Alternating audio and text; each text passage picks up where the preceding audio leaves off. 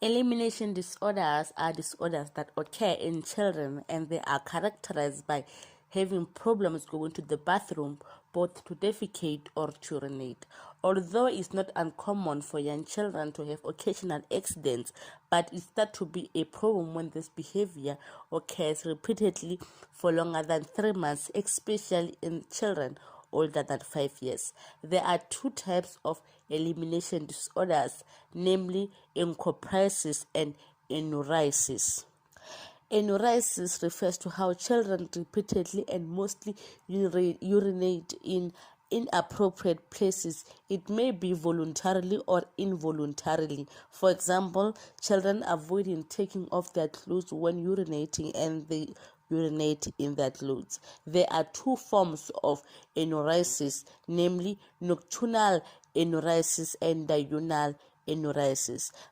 Nocturnal enuresis refers to passing of urine while asleep, while as diurnal enuresis refers to leakage of urine throughout the day. Now let's move forward to Encopresis. Encopresis is characterized by repeated passage of feces in places that is inappropriate. It may be intentionally or not intentionally, such as a child passing feces in their clothing.